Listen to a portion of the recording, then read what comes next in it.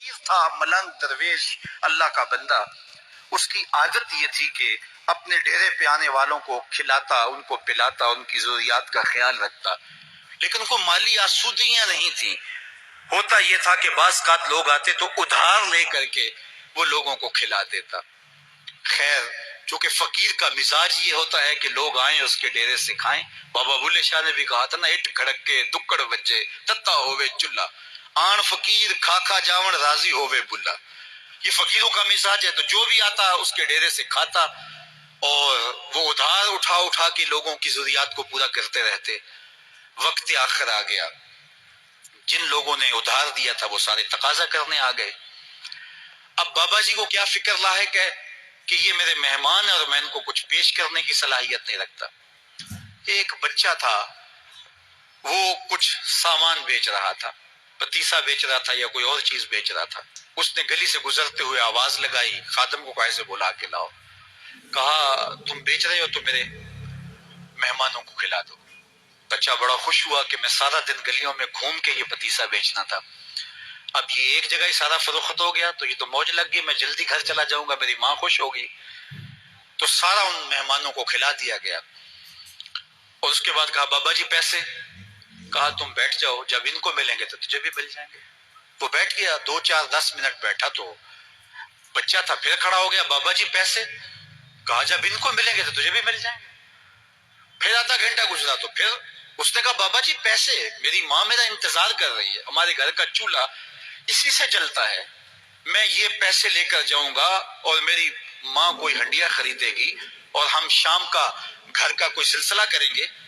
کہا بیٹا جب ان کو ملے گا تو تجھے بھی مل جائے گا۔ بچے نے رونا شروع کر دیا، یتیم بچہ تھا، اس کا سارا آسرا یہی تھا، اس نے رونا شروع کر دیا۔ جب بچہ رویا اللہ کی رحمت کو جوش آیا، کوئی مرید نذرانہ لے کے ان بزرگوں کے پاس آ گیا اور اشرفیوں کی بھری ہوئی تھیلی پیش کی۔ وہ اتنے پیسے تھے کہ اس بچے کو بھی دیے، جتنے لوگ آئے تھے سب کا قرض چکایا، کہا جاؤ گھروں کو۔ تو سب نے کہا بابا جی ہم صبح سے بیٹھے ہوئے تھے تو یہ نذرانہ دینے والا صبح سے نہیں آیا، تو اب کیسے آ گیا؟ کہا صبح سے تمہارے اندر کوئی رونے والا نہیں تھا، ایک رونے والا آیا تو باقیوں کا بھی کام بن گیا۔ بعض اوقات کسی ایک شخص کی وجہ سے باقیوں کی خطائیں بھی معاف ہوتی ہیں۔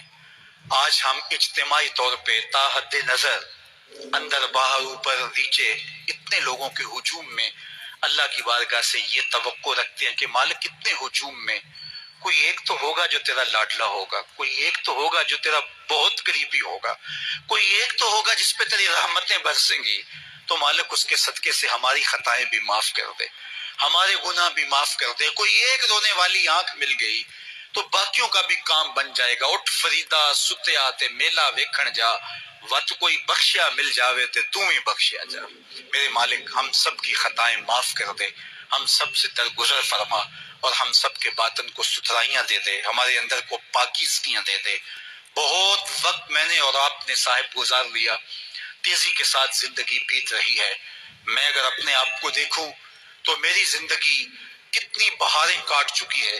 اگر آپ اپنے آپ کو دیکھیں، کوئی 60 سال، کوئی 20 سال، کوئی 25 سال، زندگی تیزی کے ساتھ گزر رہی ہے۔ بندہ جب سوچتا ہے کہ میں 40 سال کا ہو گیا ہوں تو آگے میری زندگی کے اگر 30 سال بھی ہیں تو 30 سال تو کافی ہیں، لیکن وہ پیچھے اگر پلٹ کے دیکھے تو 40 سال یوں گزر گئے جس طرح چٹکی بجائی جاتی ہے۔